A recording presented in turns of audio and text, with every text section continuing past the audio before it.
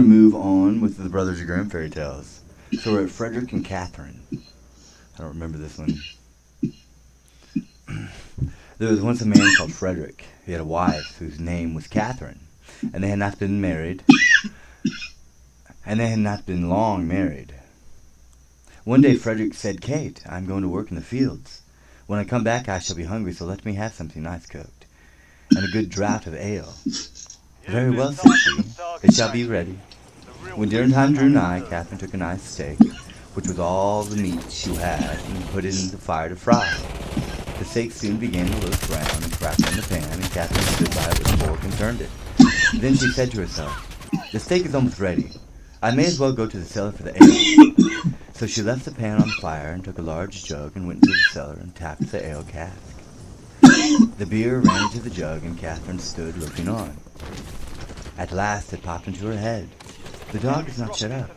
He may be running away with the steak." That's well thought of, so up he ran from the cellar, and sure enough the rascally cur had got the steak in his mouth and was making off with it.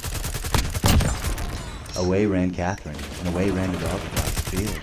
But he ran faster than she and stuck close to the steak. "It's all gone, and what can be cured must be endured," said Catherine. So she turned round, and as she had run a good way and was tired, she walked home leisurely to cool herself. Now all this time the ale was running too, for Catherine had not turned the top, and when the jug was full the liquor ran upon the floor till the cask was empty. When she got to the cellar stairs she saw what had happened. "My stars," said she, "what shall I do to keep Frederick from seeing all this slopping about?" So she thought a while, and at last remembered that there was a sack of fine meal bought at the last fair, and that if she sprinkled this over the floor it would suck up the ale nicely. "What a lucky thing," said she, "that we kept that meal. We have now a good use for it." So away she went for it, but she managed to set it down just upon the great jug full of beer and upset it, and thus all the ale that had been saved was set swimming on the floor also. "Ah, well," said she, "when one goes another way may as well follow." Then she strewed the meal all about the cellar and was quite pleased with her cleverness, and said, "How very neat and clean it looks." At noon Frederick came home. "Now, wife," cried he, "what have you for dinner?" "Oh, Frederick," answered she, "I was cooking you a steak, but while I went down to draw the ale, the dog ran away with it, and while I ran after him, the ale ran out, and when I went to dry up the ale with the sack of meal that we got at the fair, I upset the jug. But the cellar is not quite dry and looks so clean. Kate, said he, "how could you do all this? Why did you leave the steak to fry and the ale to run and spoil all the meal?" "Why, Frederick," said she, "I did not know I was doing wrong. You should have told me before." The husband thought to himself, "If my wife manages matters thus, I must look sharp myself." Now he had a good deal of gold in the house. He said to Catherine, "What pretty yellow buttons these are! I shall put them into a box and bury them in a garden. But take care you never go near the metal with them." "No, Frederick," said she, "that I never will." As soon as she was gone, there came by some peddlers with earthenware plates and dishes, and they asked for whether she would buy, or "Oh, dear me, I should like to buy very much, but I have no money. If you had any use for yellow buttons, I might deal with you." "Yellow buttons," said they, "let us have a look at them. Go into the garden and dig where I tell you, and you will find the yellow buttons. I dare not go myself." So the rogues went, and when they found what these yellow buttons were, they took them all the way, and left her plenty of plates and dishes. Then she set them all about the house for a show, and when Frederick came back he cried out, "Kate, what have you been doing?" "See," said she, "I have bought all these with your yellow buttons, but I did not touch them myself. The peddlers went themselves and dug them up." Wife," said Frederick, "what a pretty piece of work you have made. Those yellow buttons were all made money. How came you to do such a thing?" "Why," answered she, "I did not know there was any harm in it. You should have told me." Catherine stood musing for a while, and at last said to her husband, "Hark ye, Frederick, we will soon get the gold back. Let us run after the thieves." "Well, we will try," answered he, "but take some butter and cheese with you, that we may have something to eat by the way." "Very well," said she, and they set out, and as Frederick walked the fastest, he left his wife some way to go. "It does not matter," thought she. "When we turn back I shall be so much nearer home than he." Presently she came to the top of the hill, down the side of which there was a road so narrow that the cartwheels always chafed the trees on each side of it as they passed. "Ah, see now," said she, "how they have bruised and wounded those poor trees. They will never get well." So she took pity on them and made use of the butter to grease them all, so that the wheels might not hurt them so much. While she was doing this kind of office, one of her cheeses fell out of the basket and rolled down the hill. Catherine looked, but could not see where it had gone. So she said, "Well, I suppose the other will go the same way and find you. He has younger legs than I have." Then she rolled the other cheese after it, and away it went. Nobody knows where. Down the hill. But she said she supposed that they knew the road and would follow her, and she could not stay there all day waiting for them. At last she overtook Frederick, who desired her to give him something to eat. Then she gave him to dry bread. "Where are the butter and cheese?" said he.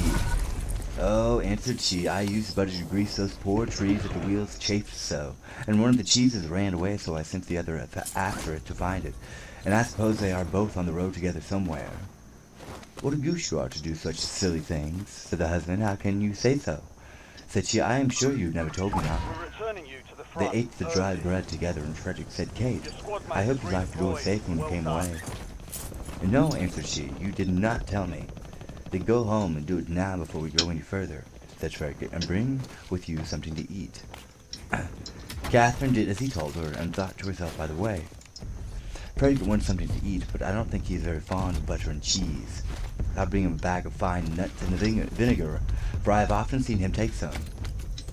When she reached home, she bolted the back door and the front door. She took off the hinges and said, "Frederick told me to lock the door, but surely he can know where to be safe, if I take it with me." So she took her time by the way, and when she overtook her husband, she cried out, "There, Frederick, there's the door itself. You may watch it as carefully as you please." "Alas, alas," said he, "what a clever wife I have. I see you can make the house fast, and you take the door away so that everybody may go in and out as they please. However, as you have brought the door, you shall carry it about with you for your pains." "Very well," answered she, "I'll carry the door, but I'll not carry the nuts and vinegar bottle also. That would be too much of a load. So if you please, I'll fasten them to the door." Frederick, of course, made no objection to that plan, and they set off into the wood to look for the thieves. But they could not find them, and when it grew dark, they climbed up into a tree to spend the night there. Scarcely were they up, then one should come up by the very roads they were looking for. They were in truth great rascals, and belonged to the class of people who find these things before they are lost. They were tired, so that they sat down and made a fire under the very tree where Frederick and Catherine were. Frederick slipped down on the other side and picked up some stones, then he climbed up again and tried to hit the thieves on the head with them.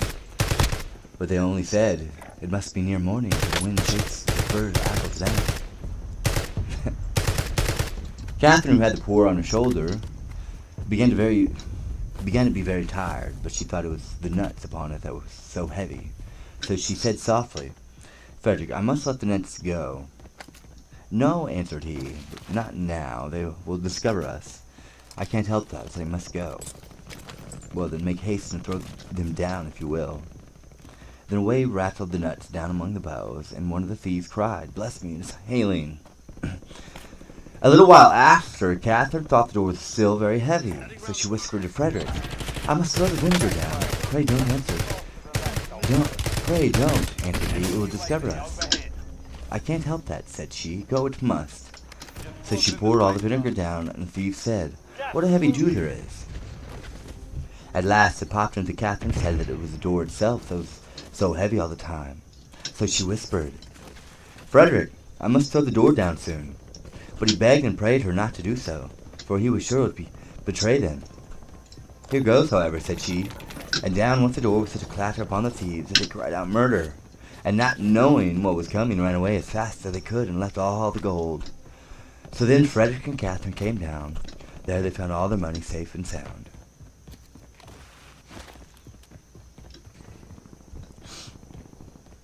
Sweetheart Roland. There was once upon a time a woman who was a real witch and had 2 daughters, one ugly and wicked, and this one who she loved because she was her own daughter, and one beautiful and good, this one she hated because she was her stepdaughter. The stepdaughter once had a pretty apron, which had the other fancied so much that she became envious, and told her mother she must and would have that apron. "Be quiet, my child," said the old woman, "and you shall have it. Your stepsister has long deserved death. Tonight, when she is asleep, I will come and cut her head off. Only be careful that you are at the far side of the bed and push her well to the front." It would have been all over the poor girl if she had not just been standing in a corner and heard everything. All day long she dared not go out of doors, and when bedtime had come, the witch's daughter got into bed first, so as to lie at the far side. But when she was asleep, the other pushed her gently to the front, and took for herself a place at the back, close by the wall. In the night the old woman came creeping in. She held an axe in her right hand and felt with her left to see if anyone were lying at the outside, and then she grasped the axe with both hands and cut her own child's head off. When she had gone away, the girl got up and went to her sweetheart, who was called Roland, and knocked at his door. When he came out, she said to him, "Listen, dearest Roland, we must fly in all haste. My stepmother wanted to kill me, but has struck her own child. When death had come, and she sees what she has done, we shall be lost." "But," says Roland, "I counsel you first to take away her magic wand, or we cannot escape if she pursues us." The maiden fetched the magic wand, and she took the dead girl's hand and dropped 3 drops of blood on the ground, one in front of the bed, one in the kitchen, and one on the stairs. Then she hurried away with her lover.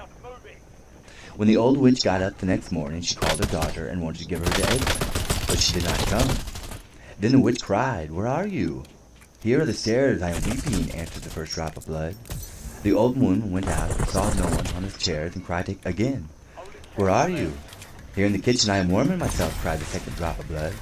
She went into the kitchen but found no one. Then she cried again, "Where are you?" "Ah, here in the bed, I am sleeping," cried the third drop of blood. She went to the room to the bed. What did she see there? Her own child, whose head she had cut off, bathed in her blood.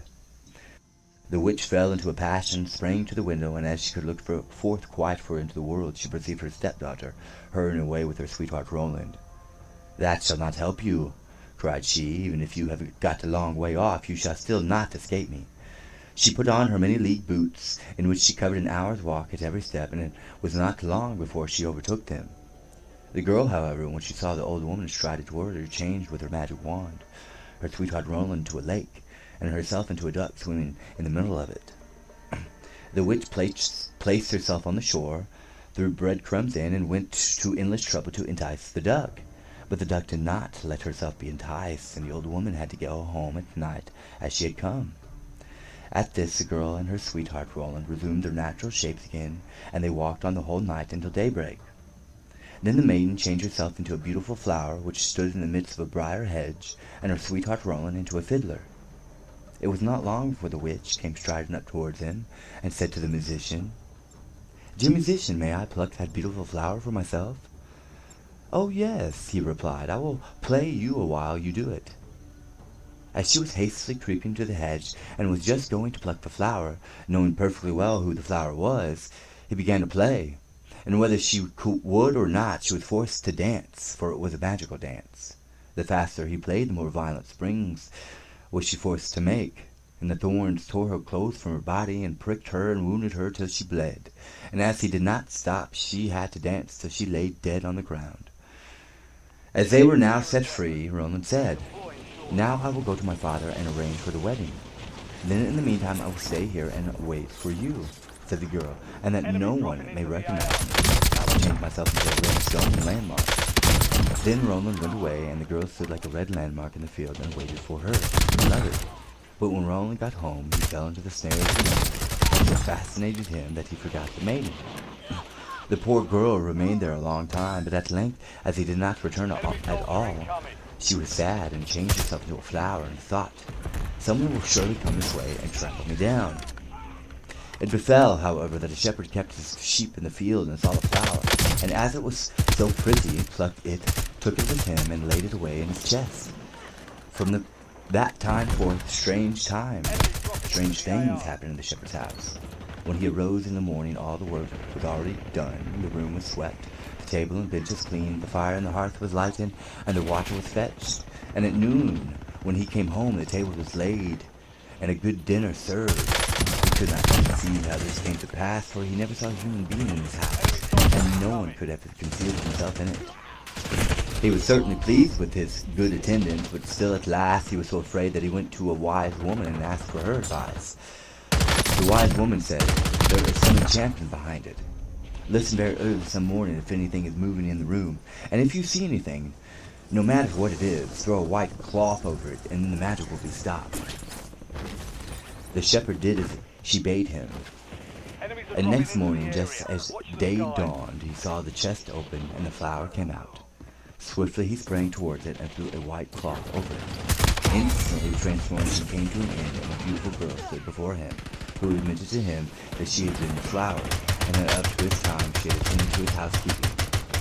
She told him her story, and as she pleased him, he asked her if she would marry him, but she answered no, for she wanted to remain faithful to her sweetheart Roman, although he had deserted her.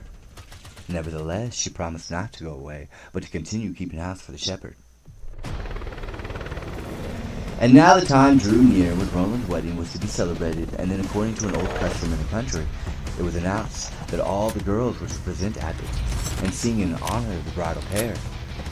When the faithful maiden heard of this, she grew so sad that she thought her heart would break, and she would not go thither, but the other girls came and took her. When it came to her turn to sing, she stepped back until at last she was the only one left, and then she could not refuse.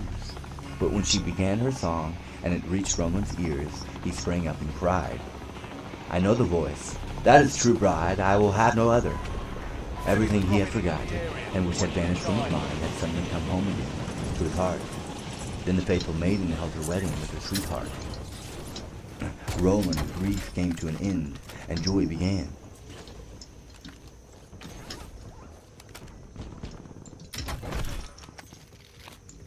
Heads up. An enemy squad marked you as a bounty target.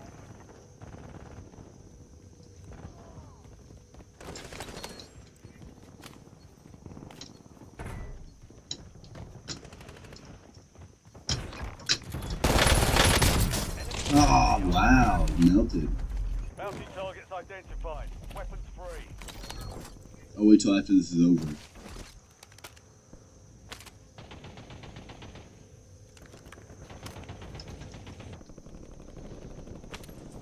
Get ready. You're redeploying.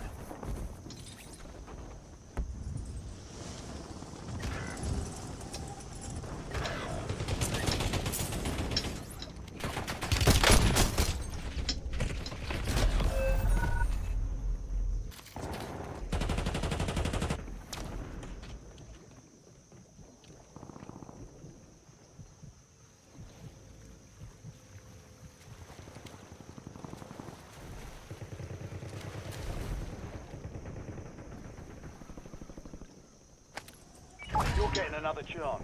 Weapons free.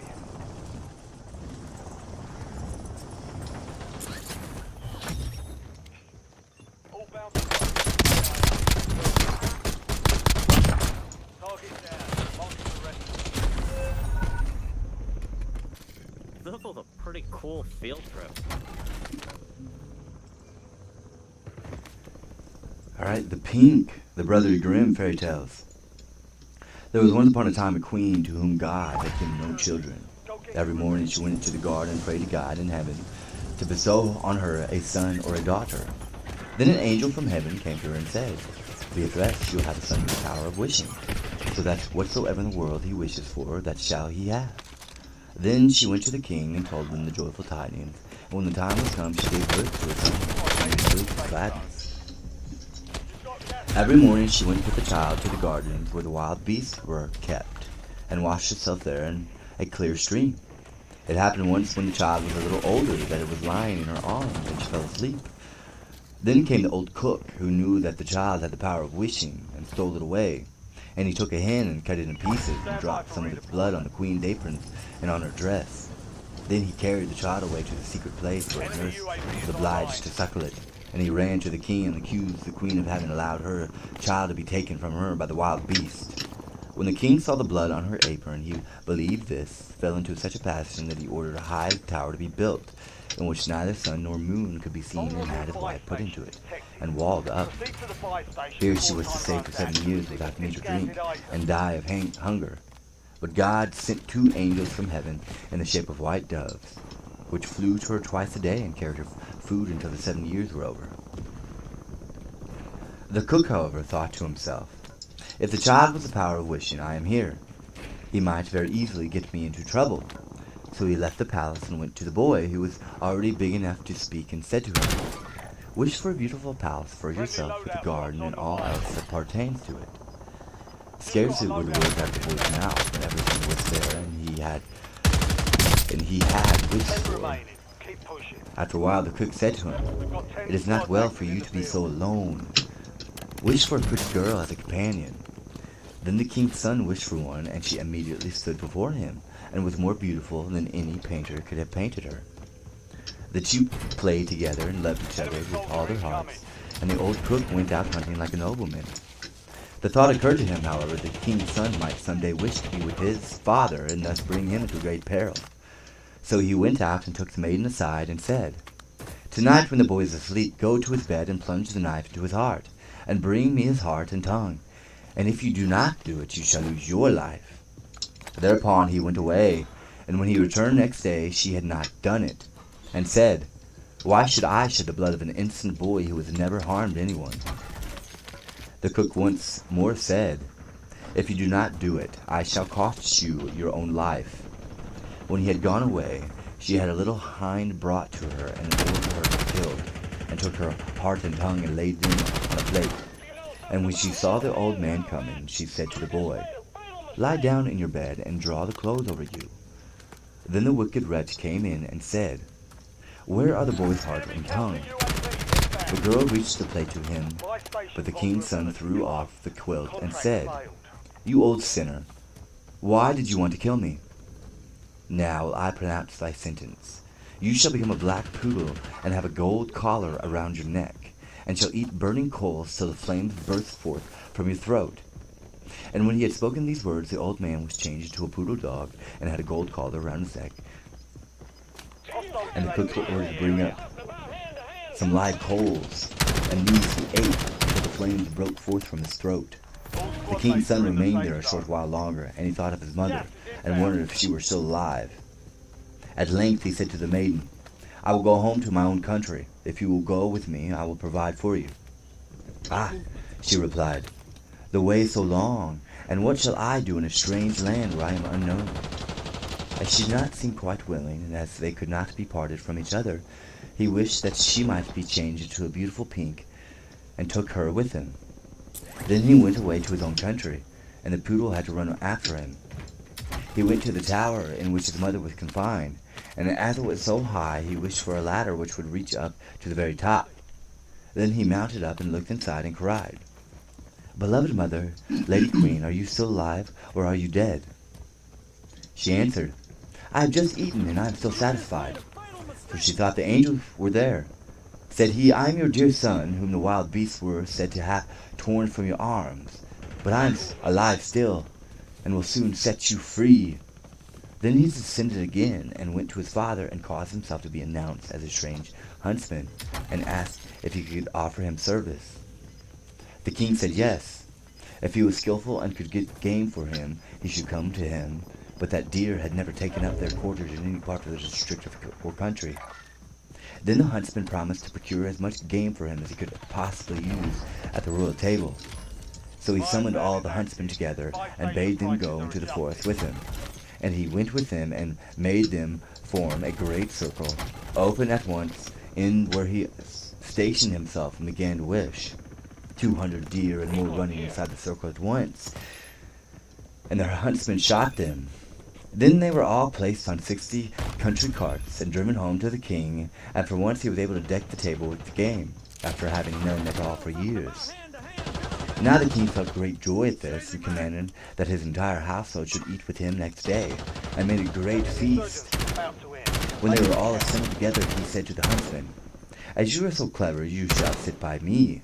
He replied, Lord King, your majesty must excuse me, I am a poor huntsman. But the king insisted on it, and said, You shall sit by me, until he did it. Whilst he was sitting there, he thought of his dearest mother, and wished that one of the king's principal servants would begin to speak of her, and would ask how it was faring with the queen in the tower, and if she were alive still or had perished. Your squad made it to the safe Hardly zone. had he formed the wish than the marshal began, and said, "Your Majesty will live joyously here, but how is the queen living in the tower? UAV overhead. Is she still alive, or has she died?" But the king replied, "She let my dear son be torn to pieces by wild beasts. I will not have her named." Then the huntsman arose and said, "Gracious lord, father, she is alive still, and I am her son.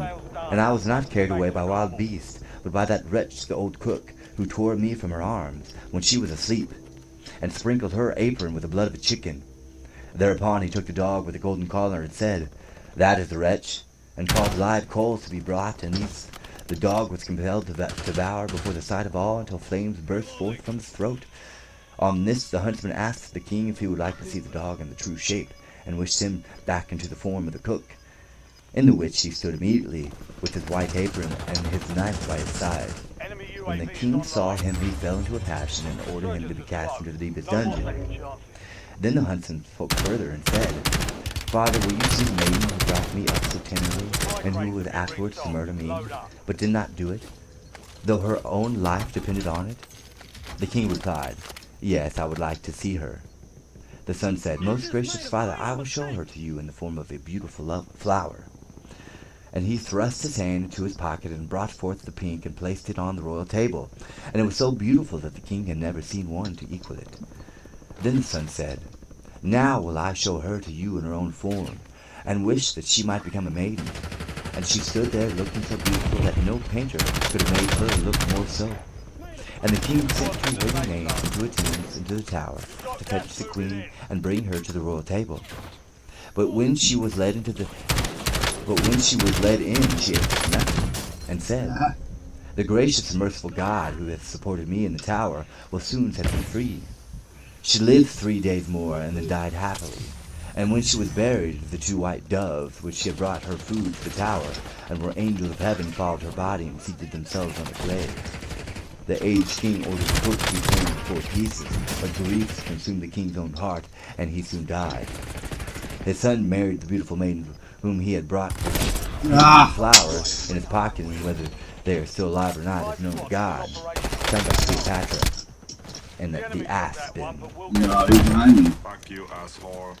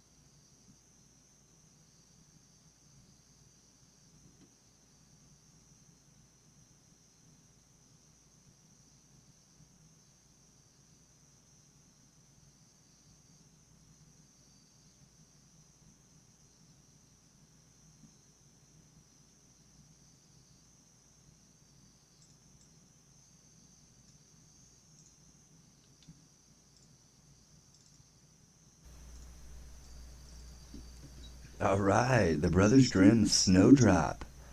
It was the middle of winter, when the broad flakes of snow were falling around, that the queen of a country many thousand miles off sat working at her window. The frame of the window was made of fine black ebony, and as she sat looking out upon the snow, she pricked her finger, and 3 drops of blood fell upon it. Then she gazed thoughtfully upon the red drops that sprinkled the white snow, and said, "Would that my little daughter may be as white as that snow, as red as that blood, and as black as this ebony window frame." And so the little girl really did grow up. Her skin was as white as snow, her cheeks as rosy as blood, and her hair as black as ebony, and she was called Snowdrop. But this queen died, and the queen soon married another wife, who became queen and was very beautiful, but so vain that she could not bear to think that anyone could be handsomer than she was.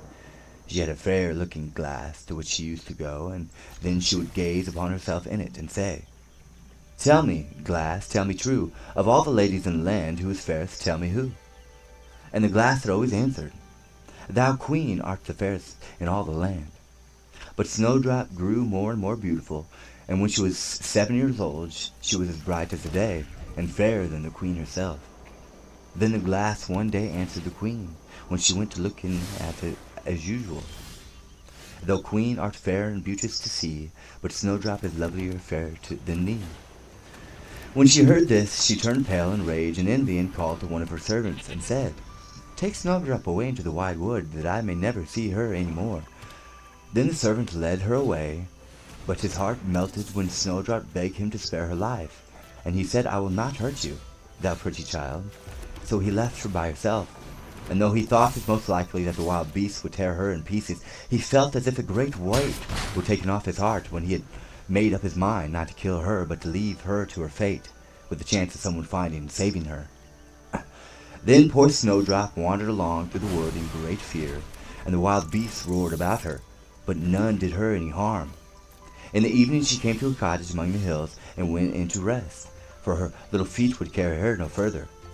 Everything was spruce and neat in the cottage. On the table was spread in white cloth, and there were 7 little plates, 7 little loaves, and 7 little glasses with wine in them, and 7 knives and forks laid in order. And by the wall stood 7 little beds. And as she was very hungry, she picked a little piece of each loaf and drank a very little wine out of each glass, and after that she thought she would lie down and rest. So she tried all the little beds, but one was too long and another was too short, till at last the 7th suited her, and there she laid herself down and went to sleep. By and by in came the masters of the cottage. Now they were 7 little dwarfs that lived among the mountains, and dug and searched for gold. They lighted up their 7 lamps, and saw at once that all was not right. The first said, Who has been sitting on my stool? The second, Who has been eating off my plate? The third, Who has been picking my bread? The fourth, Who has been meddling with my spoon? The fifth, Who has been handling my fork? The sixth, Who has been cutting with my knife? The seventh, Who has been drinking my wine?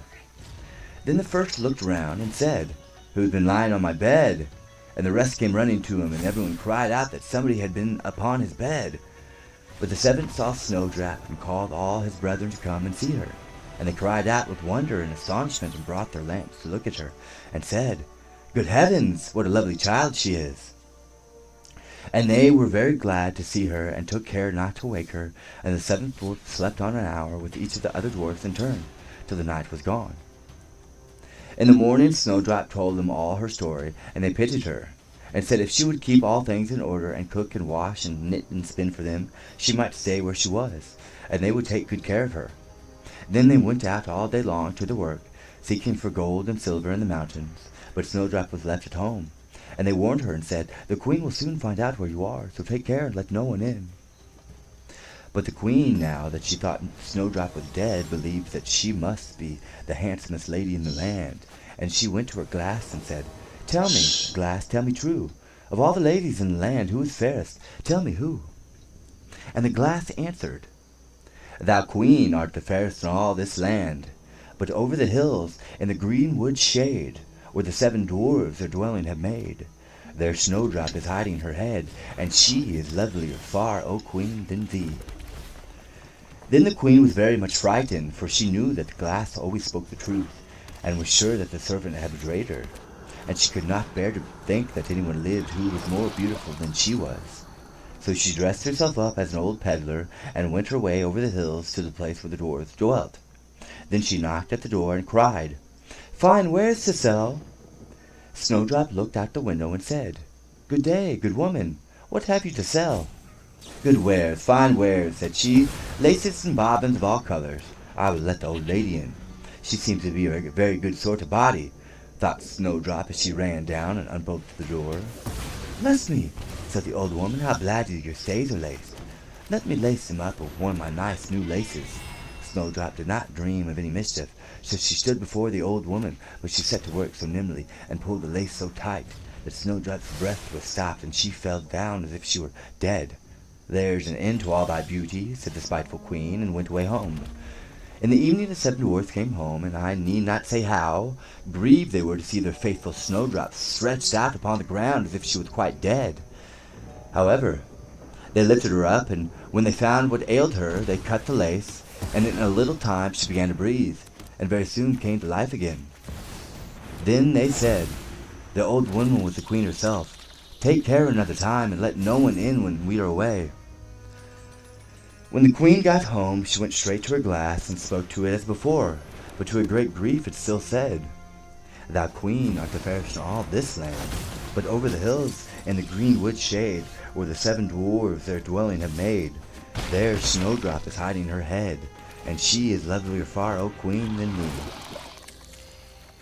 Then the blood ran cold in her heart, with spite and malice, to see that Snowdrop still lived, and she dressed herself up again, but in quite another dress from the one who wore before, and took with her poison comb. When she reached the dwarf's cottage, she knocked at the door and cried, Fine wares to sell. But Snowdrop said, I dare not let anyone in. Then the queen said, Only look at my beautiful combs, and gave her the poison one. And it looked so pretty that she took it up and put it into her hair to try it. But the moment it touched her head, the poison was so powerful that she fell down senseless. There you may lie, said the queen, and went her way. But by good luck the dwarfs came in very early that evening, and when they saw Snowdrop lying on the ground, they thought what had happened, and soon found the poison comb. And when they took it away, she got well, and told them all that had passed, and they warned her once more not to open the door to anyone. Meantime the queen went home to her glass, and shook with rage when she read the very same answer as before. And she said, Snowdrop shall die if I cost me my life. So she went by herself into her chamber and got ready a poisoned apple. The outside looked very rosy and tempting, but whoever tasted it was sure to die. Then she dressed herself up as a peasant's wife and traveled over the hills to the dwarf's cottage and knocked at the door. But Snowdrop put her head out of the window and said, I dare not let anyone in, for the dwarfs have not told me. Do as you please, said the old woman, but at any rate take this pretty apple, I will give it you. No, said Snowdrop, I dare not take it.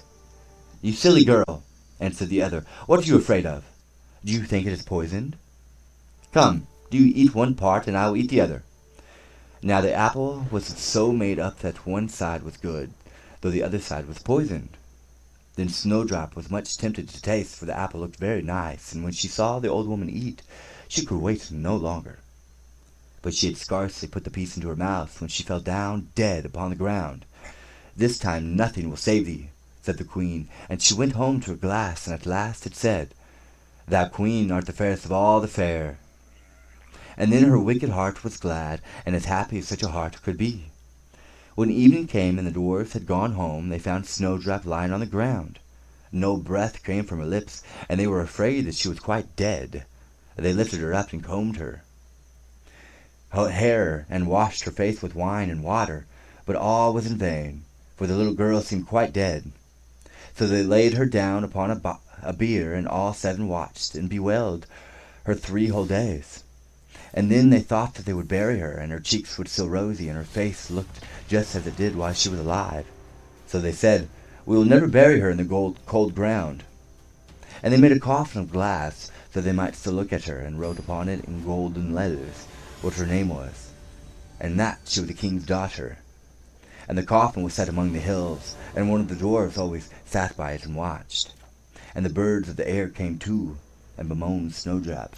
And first of all came an owl, and then a raven, and at last a dove, and sat by her side. And thus Snowdrop lay for a long, long time, and still only looked as though she was asleep, for she was even now as white as snow, and as red as blood, and as black as ebony. At last the prince came and called to the dwarf's house, and he saw Snowdrop, and read what was written in golden letters. Then he offered the dwarfs money, and prayed and besought them to let them take her away. But they said, We will not part with her for all the gold in the world. At last, however, they had pity on him, and gave him the coffin. But the moment he lifted it up to carry it home with him, the piece of apple fell from between her lips, and Snowdrop awoke and said, Where am I? And the prince said, Thou art quite safe with me. Then he told her all that had happened, and said, I love you far better than all the world, So come with me to my father's palace, and you shall be my wife." And Snowdrop consented and went home with the prince, and everything was got ready with great pomp and splendor for the wedding. To the feast was asked among the rest Snowdrop's old enemy, the queen, and as she was dressing herself in fine rich clothes, she looked in the glass and said, "Tell me, glass, tell me true, of all the ladies in the land, who is fairest, tell me who." And the glass answered, "Thou lady art loveliest here, I ween, but lovelier far the new-made queen."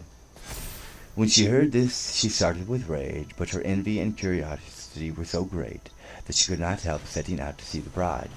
And when she got there and saw that it was no other than Snowdrop, who, as she thought, had been dead a long while, she choked with rage and fell down and died.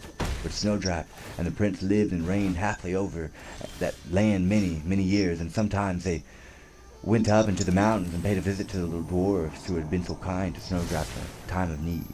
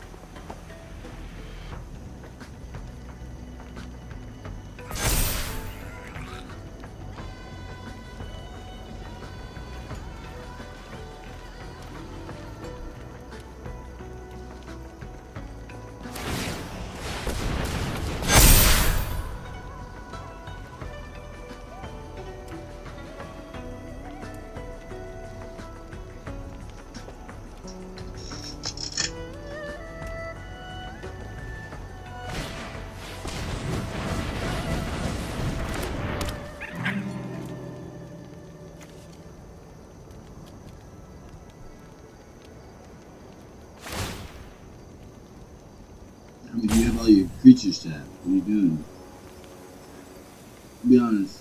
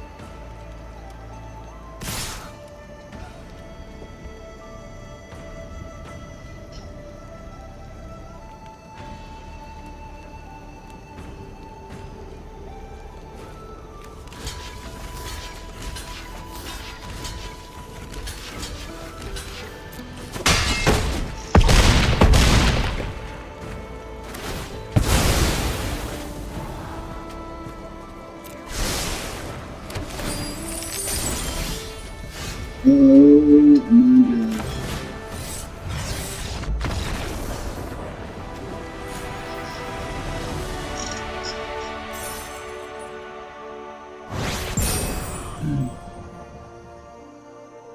I accept.